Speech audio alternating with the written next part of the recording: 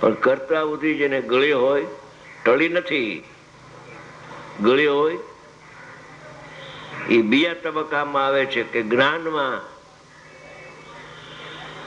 પર પદાર્થ જણાય છે એવી જે મિથ્યા બુદ્ધિ છે એ અનુભવમાં બાધક છે.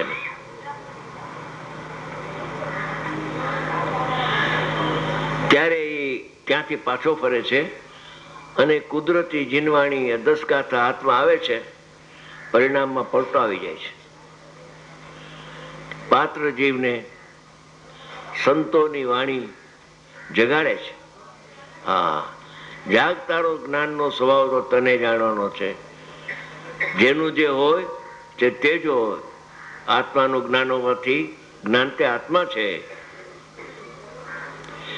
એમ જયારે આવે છે ત્યારે એને અનુભવ થાય છે.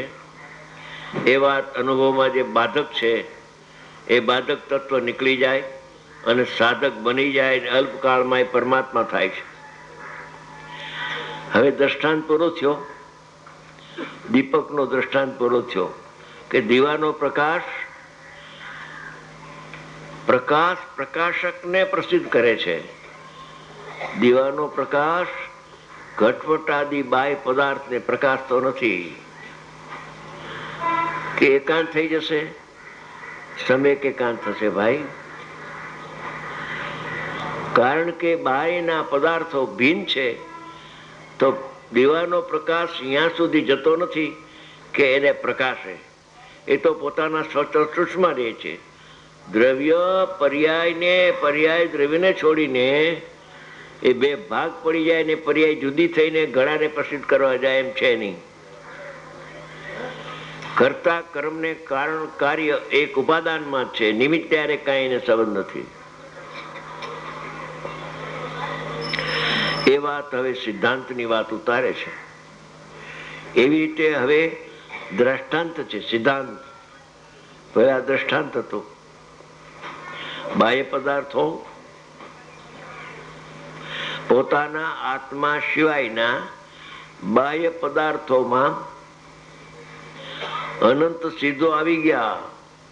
પંચ પરમેષ્ઠી એમાં બાહ્ય પદાર્થોમાં આવી ગયા. અનંતા પૂતગલ પરમાણુ બાહ્ય પદાર્થમાં આવી ગયા. અનંતા જીવો એ પણ બાહ્ય પદાર્થમાં આવી ગયા. બાહ્ય પદાર્થો હવે બાહ્ય પદાર્થોની વ્યાખ્યા કરે છે. શબ્દ, રૂપ, ગંધ, રસ, સ્પર્શ, પાંચ ઇન્દ્રિયના વિષયો પહેલા લીધા. પૂતગલની પર્યાય તથા ગુણ અને દ્રવ્ય એમાં ધર્માશ્રિકાય અધર્માશ્રિકાય આકાશ કાળ અન્ય જીવો બધા આવી ગયા. અન્ય જીવોના ગુણો ને આત્મા જાણતો નથી. એ આત્માનું જ્ઞાન એ નથી જાણતું. આત્માનું જ્ઞાન આત્માને છોડી અને પર પદાર્થને કે પર પદાર્થની પર્યાયોને કરવાની વાત તો છે જ નહીં વસ્તુમાં. એ તો મૂંઢ અજ્ઞાની છે. ઈશ્વરનો કર્તાવાદી અને આત્મા પરને સુખી દુખી કરે, આશીર્વાદ આપે, તારી દે એમ વસ્તુના સ્વભાવમાં નથી.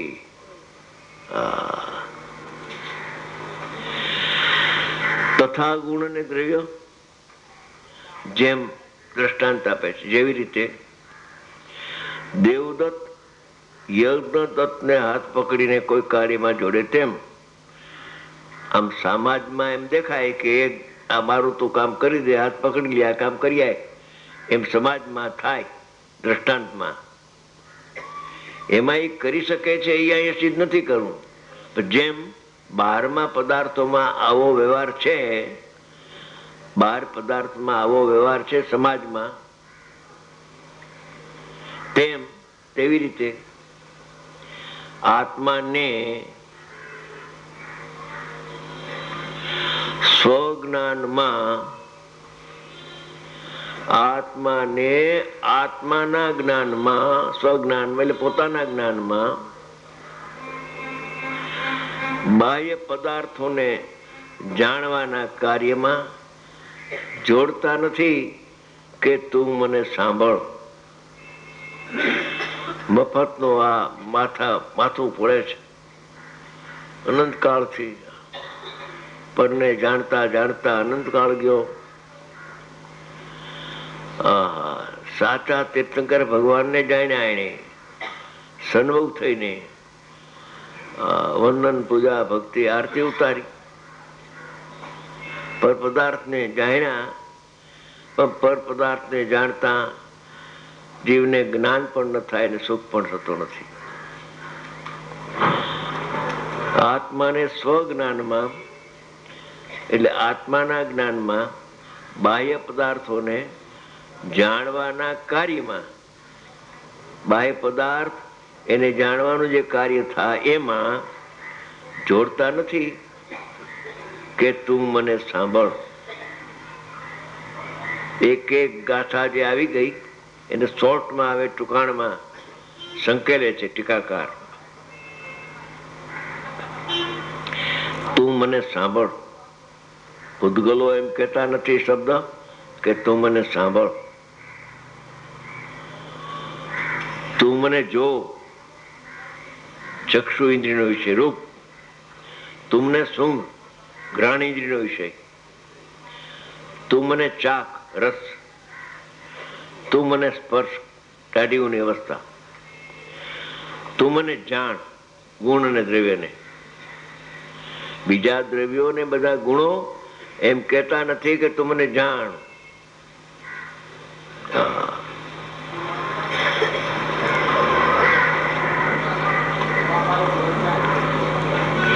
અને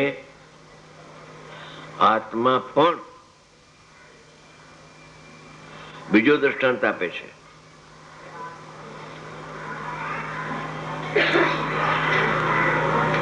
આત્મા પણ લોહ ચુંબક પાષાણથી ખેંચાયેલી લોખંડની સોયની જેમ. હવે જ્ઞાન અહીંયા જતું નથી. સોય તો અહીંયા જાય છે, જ્ઞાન અહીંયા જતું નથી. પેલામાં જ્ઞેયો જ્ઞાનમાં આવતા નથી, હવે જ્ઞાન જ્ઞેય તરફ જતા નથી. સૌની સ્થિતિમાં પડેલા છે પદાર્થ. લોહ ચુંબક પાષાણથી, ચુંબક એક પથ્થર આવે છે, એ પાષાણથી ખેંચાયેલી લોખંડની સોયની જેમ. લોખંડની સોય પોતાની યોગ્યતાથી ત્યાં ખેંચાઈને ચોટી જાય છે.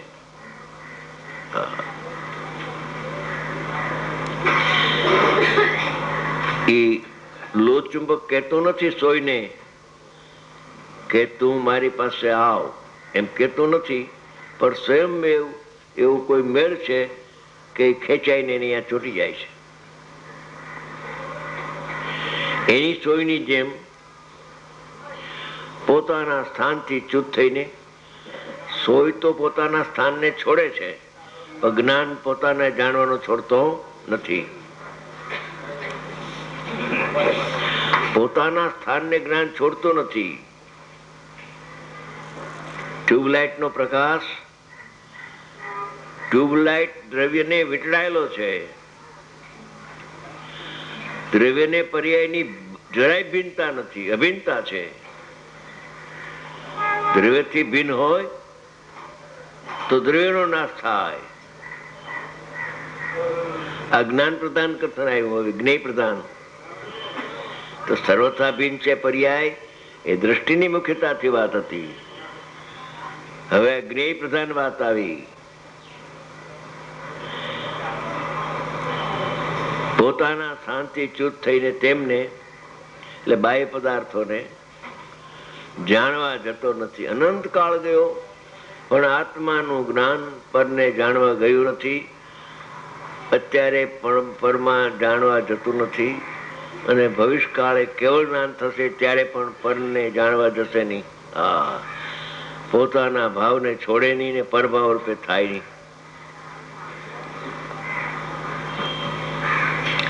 હવે કે છે કે આ સ્થિતિ છે હવે એક સ્થિતિનો સિદ્ધાંત સિદ્ધ બતાવે છે, કરે છે. સિદ્ધાંત બોધ છે આ, ફરે ની અફર.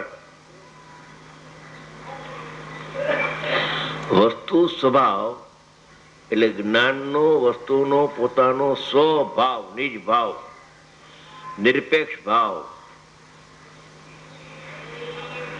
જો આમાં નિશ્ચય ને વ્યવહાર નહીં ક્યાંય ઉલ્લેખ કર્યો નથી, સ્વભાવની વાત કરે છે. આત્માના જ્ઞાનની પર્યાય વસ્તુ છે, એનો જે મૂળ સ્વભાવ, વસ્તુ સ્વભાવ પર વડે એટલે જ્ઞેય વડે આત્માનું જ્ઞાન થઈ શકતું નથી, અશક્ય છે, અસંભવિત છે. શાસ્ત્રથી આત્મજ્ઞાન ન થાય, શાસ્ત્રથી ઇન્દ્રિય જ્ઞાન થાય. શાસ્ત્રની સ્તનોગ અધ્યયન કરે તો ઇન્દ્રિય જ્ઞાન તો થાય, પણ એ દ્રવ્ય શુદ્ધ કારણ થાય અને ભાવ શુદ્ધ અહીંયા કાર્ય થઈ જાય. એના કારણે એમ 3 કાળમાં બનતું નથી. વ્યવહારથી કહેવાય કે શાસ્ત્રથી જ્ઞાન થાય, પણ પરમાર્થ દ્રષ્ટિથી જોવામાં આવે તો પર પદાર્થો જે જ્ઞેયો છે, જગતના પદાર્થો, તે આત્માથી તદ્દન ભિન્ન છે. આત્માના દ્રવ્યમાં નથી, આત્માના ગુણમાં નથી, અને આત્માની જ્ઞાનની પર્યાય થાય એમાં પણ પરપદાર્થની નાસ્તિ છે. તો જે જેમાં નથી એનાથી અહીંયા આત્માનું જ્ઞાન થાય. એ તો 2 દ્રવ્યની એકતા કરે છે. આહા,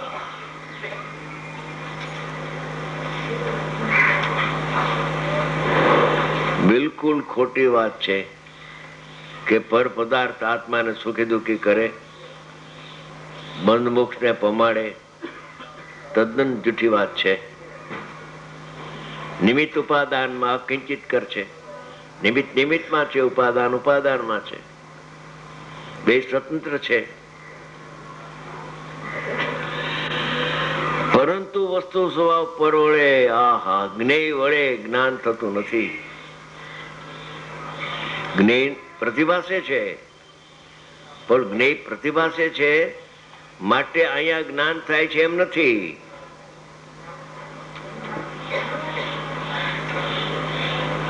જ્ઞાન તો જ્ઞાનથી થાય છે. ભલે પર પદાર્થનો પ્રતિભાસ હો તો હો, પણ એક દ્રવ્યના પરિણામ બીજા દ્રવ્યના પરિણામનો ઉત્પાદક 3 કાળમાં હોતો નથી. એક દ્રવ્ય બીજા દ્રવ્યના પરિણામને ઉત્પન્ન કરે. કોઈ સંત પાકે ને મિથ્યાત્વનો નાશ કરી દે અને સમ્યક દર્શન પ્રાપ્ત કરાવી દે આપણને. છે નહીં, એમાં વસ્તુના સ્વભાવમાં નથી. ભૂલા છે જગત, ભૂલાવમાં છે. હા હા, તો તીર્થંકર ભગવાન એક પાકે, આખો વિશ્વ સમ્યક દ્રષ્ટિ થઈ જાય, મુક્ત થઈ જાય. પછી તો સંસાર ક્યાં રહ્યો? આવા 3 લોકનો નાથ અનંત વીર્ય જેને પ્રગટ થઈ ચૂક્યું છે, એ તો જ્ઞાતા છે, કરતા નથી. પ્રભુ આહા, જ્ઞાનીને પણ કરતા બનાવે પોતાની ભૂલથી. એના આશીર્વાદથી હવે તરી જશું. હા, ભીત ભૂલે છે જગત. એક દ્રવ્ય બીજા દ્રવ્યના પરિણામનો ઉત્પાદક 3 કાળમાં થઈ શકતો નથી.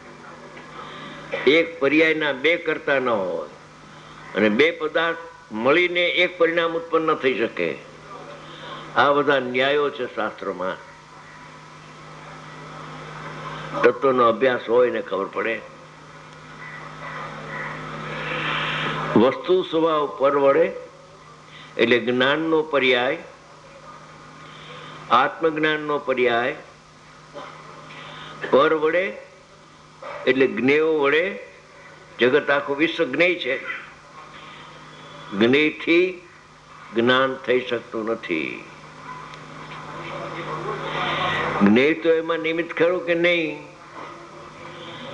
અરે ભાઈ, ઉપાદાનની વાત ચાલતી હોય ત્યારે નિરપેક્ષ વાત હોય, એમાં નિમિત્ત યાદ જ ના આવે.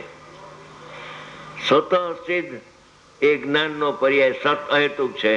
એના સકાળે ઉત્પન્ન થાય છે ત્યારે એનું લક્ષ્ય આત્મા પર છે, તો આત્માને આશ્રય જ્ઞાન થયું એમ અપેક્ષા કહેવામાં આવે છે.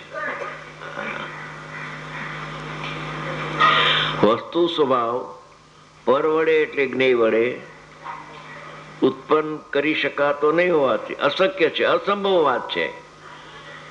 શાસ્ત્રથી આત્મજ્ઞાન થાય એ અસંભવ છે, અશક્ય છે વાત. ઓલો કરતા થાય શાસ્ત્ર, અને જ્ઞાન એ શાસ્ત્રનું કર્મ થઈ જાય, તો આત્મા તો કર્મ વગર ન રહ્યો. કેમ કે શાસ્ત્રે આ જ્ઞાન ઉત્પન્ન કર્યું, તો એ વખતે આત્મા તો કઈ ન કર્યું, આત્માનો પુરુષાર્થ કઈ ન રહ્યો એમાં, એમ છે નહીં. વસ્તુ સ્વભાવ પર વડે જ્ઞેય વડે ઉત્પન્ન કરી શકાતો નહીં હોવાથી અશક્ય, અસંભવ છે. જ્ઞેયથી જ્ઞાન થતું નથી. આ લાઈનમાં એ બતાવે છે, જ્ઞેયથી જ્ઞાન થતું નથી, પર વડે આત્માનું જ્ઞાન થઈ શકતું નથી. એક લાઈન કહી. હવે બીજી વાત કરે છે સૂક્ષ્મ એના કરતા, કે જ્ઞેયથી જ્ઞાન ન થાય તો કઈ નહીં, પણ જ્ઞેયનું તો જ્ઞાન થાય ને.